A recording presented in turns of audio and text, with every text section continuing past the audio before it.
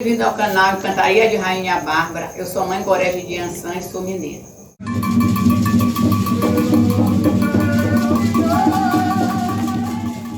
Como foi dito no vídeo, na edição passada, a gente aqui vai chamar o Pai de Santo, né, para ele falar um pouco da casa matriz, que é a casa de Nossa Senhora da Conceição e de Iemanjá, e que é meu Pai de Santo, né, que eu sou Musaniel, meu pai, de Caboclo Jaguarema. Ele vai falar um pouco da fundação, um pouco da nossa casa matriz, tá?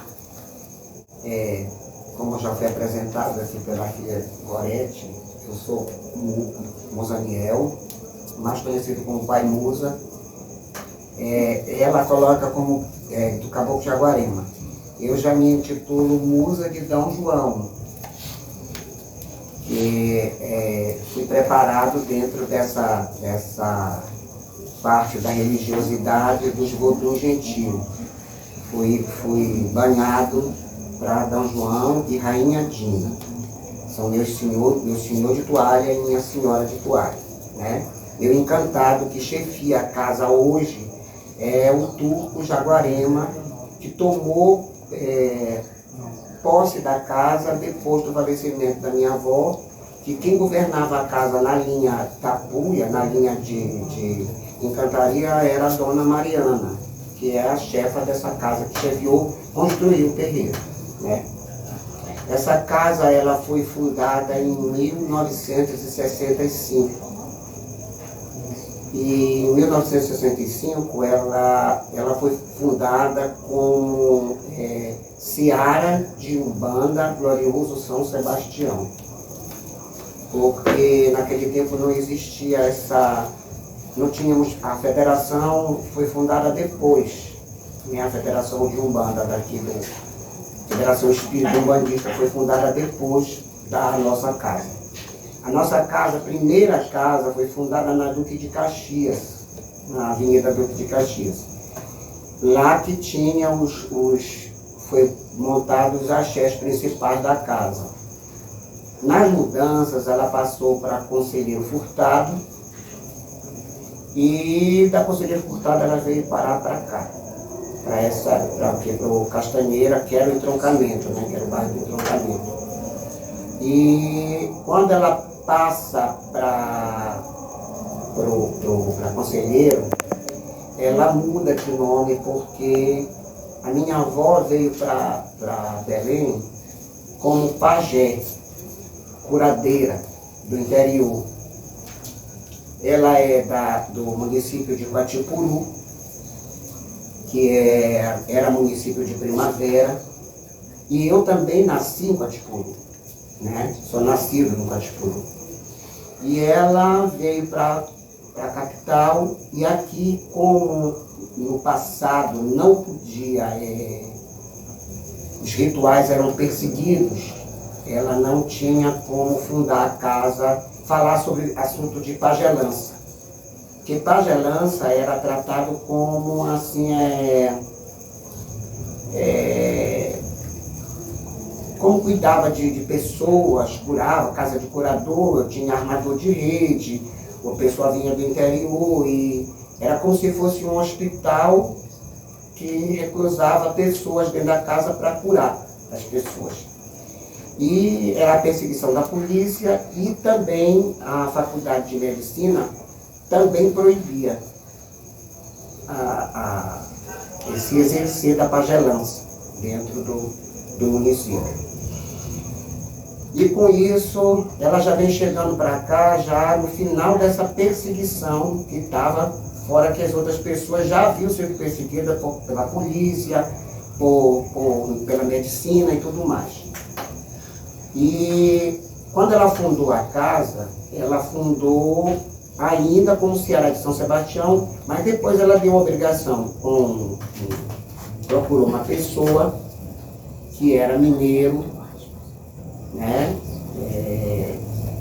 Foi preparado por seu Francisco dos Reis, um maranhense, que carregava seu légua. Ele era de Rainha Rosa e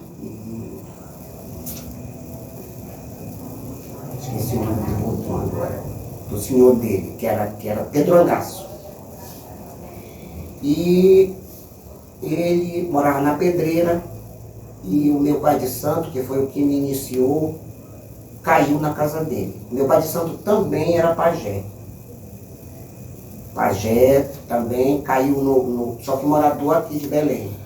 Caiu onde tinha o rio Tucunduba, e no rio Tucunduba ele foi preparado no fundo, na linha do fundo, linha de pajelãs. E ele foi apreciar um tambor na casa de seu Francisco, que chamava Chico Légua, e lá o encantador dele juntou ele, e a partir daquele momento ele ficou recluso dentro da casa de seu Francisco dos Reis, né? E aí ela tinha uma pessoa, um médium da casa dela, que conhecia este senhor, que se chama-se Raimundo Nonato Moura, que foi meu pai de santo, e indicou: Dona Isabel, a senhora tem que procurar uma pessoa que prepare a senhora dentro do ritual de mina. Ela não achou muito bom, mas a Dona Mariana, como ela sempre chefiou a casa, deu permissão e ela foi procurar esse senhor, no qual ela foi muito bem recebida pelo seu Zé Raimundo, que era o chefe da casa. O seu Zé Raimundo era quem decidia as coisas e quem preparava as pessoas também dentro dessa linha gentil. Ele que preparava as pessoas. O caboclo tanto que eu fui iniciado dentro do Nabô Gentil por um caboclo. E esse caboclo chama-se José Raimundo. E era num tempo que não tinha muita informação, era poucas as informações com relação a orixá, assim, relacionada ao orixá. Não se falava muito sobre orixá. Orixá mesmo que tinha dentro da mina era Iemanjá, Ogum, Oxóssi, que era um pouco mesclado com Umbanda, né? O Mulu, Mamãe Oxum. Era esses orixás agora que eu me recordo que se falava. Não tinha essas divisórias de orixá que, como tem hoje, Manjá isso, Oxum, dobrado, santos dobrados, não se falava isso. Era orixá, pronto. Como o meu pai de santo, quando veio o falecimento do pai de santo dele, ele teve que procurar uma pessoa para lavar a cabeça, que chama a obrigação de mão fria. E nessa busca ele procura e encontra uma senhora que morava na Cremação, chamada Inês, mãe Inês, que carregava seu Baranjoeira, que também era maranhense e que fez as obrigações do meu pai de santo e que lavou a cabeça dele, e ele permaneceu dentro dessa casa, que foi a casa da mãe Inês, que depois foi governada pela minha mãe Raimundinha, que é Raimunda Prudenciana, que era conhecida como Raimundinha da Cocada, onde eu finalizei minhas obrigações com ela, com a mãe Raimunda Prudenciana, né? E a história da nossa casa, a nossa casa ela é fundada com um pajé. Aqui todos os mistérios da casa, ela se inicia com pajelança. Tudo que tem aqui, ela foi mudada com o passar do tempo, que foi colocando os senhores, os outros senhores que eram que vieram do Maranhão para cá. No caso, os reis, príncipes, reis, rainhas e princesas da corte real da Encantaria, né? As colunas desta casa, elas são afirmadas por um senhor que hoje é muito falado, né? Que tem o culto do Jeje. Nesse tempo não se falava muito do Jeje, mas tinham senhores da mina que já entravam dentro, já vieram acompanhados com as maranhenses que vieram do Maranhão para cá e atravessaram. Foi os Voduns que atravessaram para cá, foi. Verequete, Sinhabê, do Sul, fora outro que agora não me recordo muito bem, mas esses Badé, que esse também entrou, como foi grande desbravador, Verequete e Badé, são grandes desbravadores dentro da nossa religiosidade africanista, né? Só que como nosso culto aqui era a pagelança do estado do Pará, e daqui do estado do Pará até o Amazonas, o que se cultuava era a pagelança. E foi muito rápido a introdução desses senhores de toalhas, que são considerados como os senhores de fidalguia da corte das realezas, tipo da Itália, de Portugal, da França. E no meu aprendizado, esses senhores são orixás. Só que como tudo se sincretizou para o negro, né? Isso foi o aprendizado que eu tive. Tudo se sincretizou. Por exemplo, os santos sincretizaram com os orixás. Assim, os voduns, orixás, se sincretizaram com estes reis europeus, reis, princesas e rainhas da Europa. E aí ficou esse sincretismo que eu creio que nem eu, nem acho que muita gente não vai mudar uma coisa que já tem tantos anos de existência, né? Então existe tem os segredos, tem coisas de segredos destes senhores, como no caso eu sou de Dom João com Rainha Dina. Então, por exemplo, assim, tem os segredos da casa, que eles dentro do PG da casa, eles passam por um processo de preparo. Lá dentro, o culto é uma coisa, fora, o culto é outra. Aí ele já vem com cânticos portugueses, com cânticos na língua portuguesa, saudando esses senhores. Então foi muito fácil a introdução dos senhores de toalha por conta da pagelança. Porque aqui nós já cultuávamos os mestres de cura, né? Então, quando os senhores reis entraram, esses, eu considero como orixá, Vodum, que chamavam esses senhores de Vodum. Inclusive tem até caboclo que descia dentro dos barracões coberto de toalha branca como se fosse Vodum. Por exemplo, tem um índio que ele é muito antigo, como o seu José Tupinambá. Ele descia dentro dos terreiros, cobriam ele de toalha, como se fosse um Vodum. Então tem muita esse enredo todo que veio do Maranhão para cá. Ele pegou aqui a capital, né, do estado do Pará, ele foi se passando. Já tinham terreiros antigos, outros que foram fundados por maranhenses em Manaus, na capital do Amazonas. Daqui seguiu para o Acre e para assim, sucessivamente na região norte, né? Então foram difundindo. Em resumo de tudo isso, nós devemos essa entrada do conhecimento vodum do tambor de Mina a uma senhora conhecida como Mãe Doca, que era a dona Rosa Vieira, o nome dela. Ela foi a primeira que fundou terreiro de Mina aqui, né? Ela carregava um encantado por nome Nhambé, e não me lembro agora no momento o nome do senhor dela, do orixá, do vodum dela, que ela já chegou aqui. Ela veio da Turquia, do terreiro da Turquia.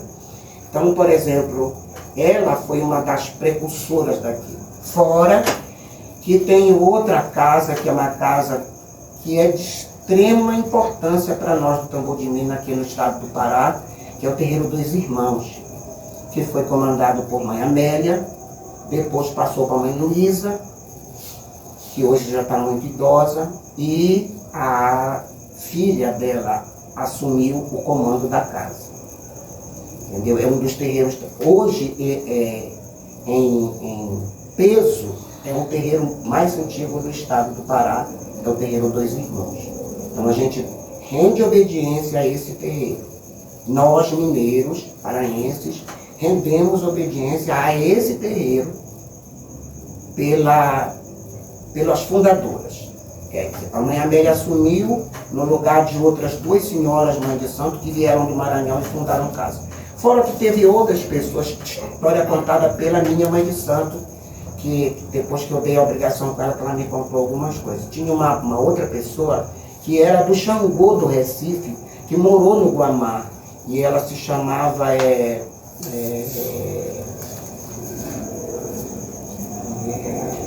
esqueci agora o nome dela. Ela trouxe uma outra vertente do Nordeste para cá, que é o Xambá, o Xangô do Recife, né? Que essa senhora que a minha mãe de santo herdou a casa, caiu na casa dela. Veio do Maranhão, mas caiu na casa dela com os senhores de toalha. Com o senhor que era o que chefiava a casa, que era seu Barão de Oeira, né? Não se falava de que vodum ela era, porque aquilo era muito segredoso. As mineiras eram segredosas, né? E também naquela época não tinha homem, quase. Tinham homens, paz de santo, mas a mina, quando ela entrou aqui, ela era muito exercida mais por mulheres. Eram as mulheres que comandavam o tambor de mina. Tanto que na casa da minha mãe de santo tinha uma placa escrito que na casa dela não se dançava mais de 2 homens na roda. No passado não dançava nenhum, só eram mulheres. Homens era cargo tipo de runtó, alabê, os mãos de faca da casa, eram esses que o cargo dos homens, era esse o cargo dado aos homens. Tinha homens que se atuavam, mas na casa dela não dava isso, ela não permitia isso. Depois, com o passar do tempo, com a evolução, muitas casas de muitos senhores, muitas pessoas, muitos homens, fundaram terreiros, e terreiros grandes também aqui no estado, né? No estado do Pará. Então, a nossa trajetória, ela abrange tudo isso, a trajetória desta casa que hoje em dia eu estou no comando, né? É da minha avó Maria Isabel Silva Pantoja, que chegou pajé, que depois deu obrigação com o seu Raimundo Nonato Moura, ela deu obrigação para Iemanjá, porque na mina ninguém faz santo como assim, por exemplo, não existe uma coisa assim, foi feito com o santo, depois, naquela mesma, um vodum, aí naquele mesmo tempo faz o outro vodum, naquele mesmo segmento, não. A feitoria que chamavam da mina, ela era por parte. Fazia o vodum oficial, aí passava mais um tempo, aí o vodum da casa apontava a necessidade da pessoa fazer o seu segundo senhor. Só tinha o primeiro e o segundo senhor. Não tinha terceiro nem quarto senhor.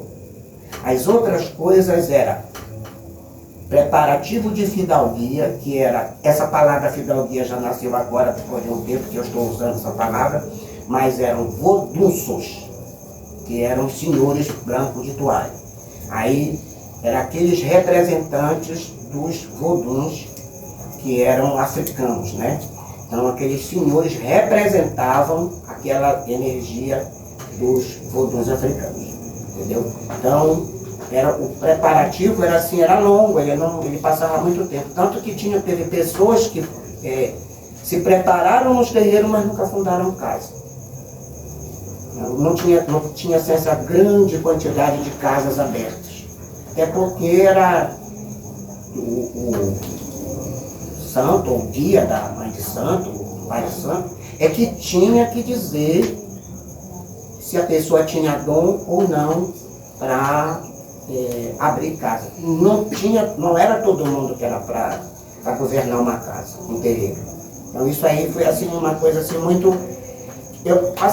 Eu acho que aquele tempo era um tempo mais assim, achava um tempo carrasco, mas eu acho que não era não. Eu acho que eu achava correto porque era um invisível que apontava a pessoa para fundar uma casa. Então essa é uma coisa mais segura para uma fundação de um terreiro. Quer dizer que nesse caso, quem dizia se a pessoa ia virar mãe de santo era o Vodum. O Vodum ou Pai de santo. era o Vodum ou o encantado que chefiava a casa. Olha, deu sinal. O senhor da casa ou a senhora da casa deu sinal que você vai fundar um terreiro. Tá? Por isso que no tambor de Minas, assim, eu falo aqui dentro do estado do Pará, e eu acredito que muitos dos antigos maranhenses têm essa mesma levada. O encantado que chefia a casa, ele é como se fosse a palavra do orixá. Então, por exemplo, ele vinha transmitir o recado, olha, está apontado aquilo. Isso quando o Vodum estava, a festa de Vodum, que apontava a pessoa. Apontar não é apontar com o dedo, é apontar, chamar. É isso, você precisa de ter casa, de sentar a casa para isso, assim, assim, assim. A sua casa vai desenvolver, vai preparar pessoas um dia. Tá entendendo? Mas não eram todos os escolhidos.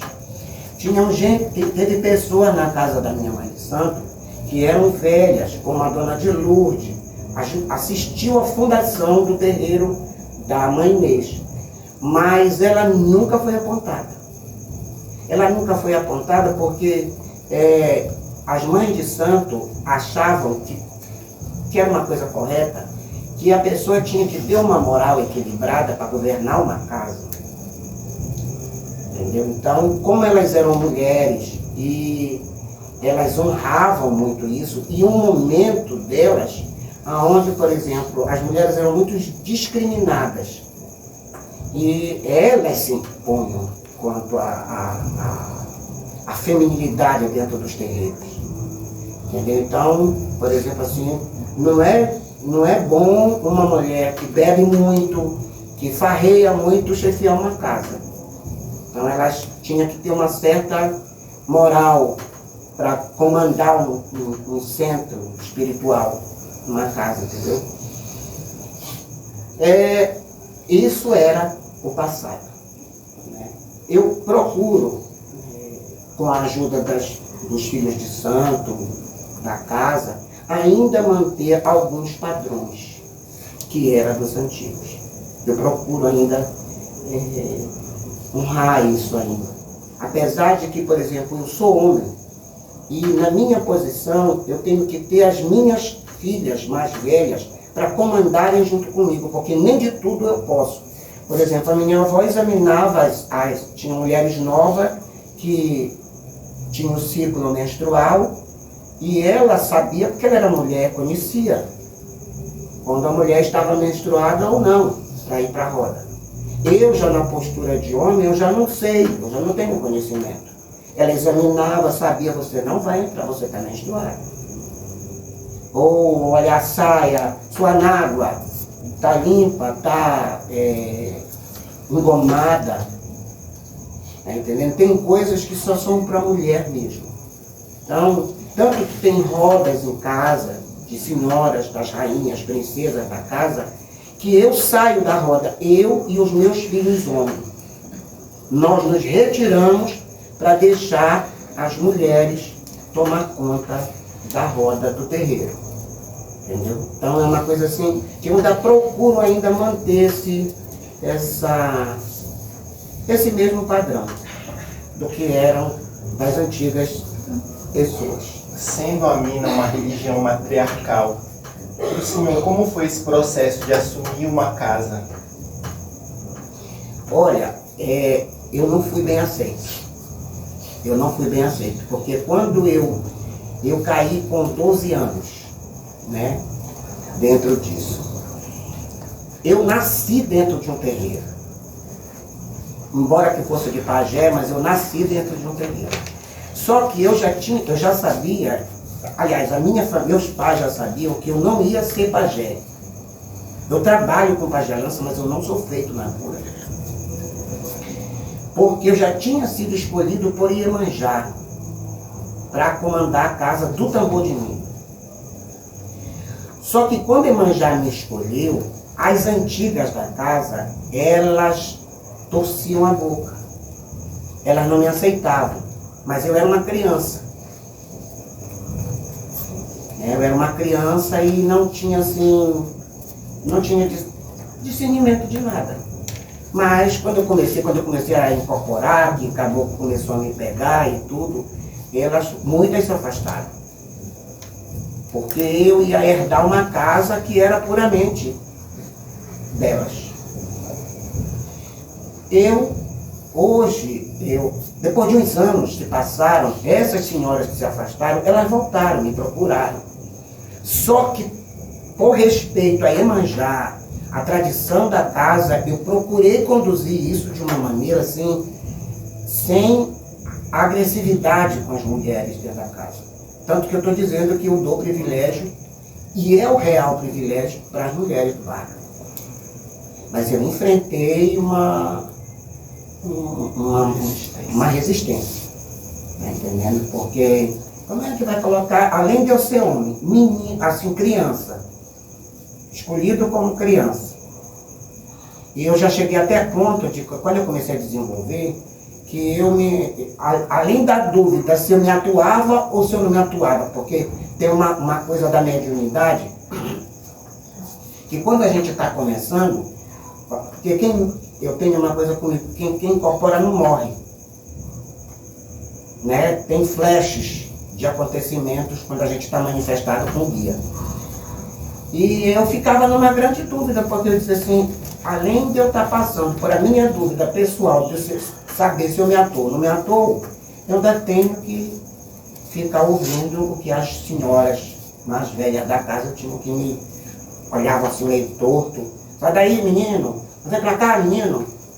Isso não é hora de menino estar aqui na roda, não sei o que, papai. Então eu era muito afastado.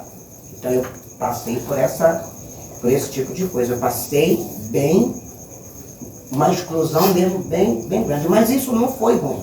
Eu não criei trauma nenhum disso aí. Tirou mais um aprendizado. Tirei, e o respeito, por quê? Porque nós nascemos de mãe, né? E eu fui embalado por mulheres, eu fui criado por mulheres. Tudo que eu sei fazer foi mulher que me ensinou. E a gente vai deixando aqui para vocês curtirem, compartilharem, né? E se inscrever no canal e tocar o sininho. Hoje eu não trouxe o sininho.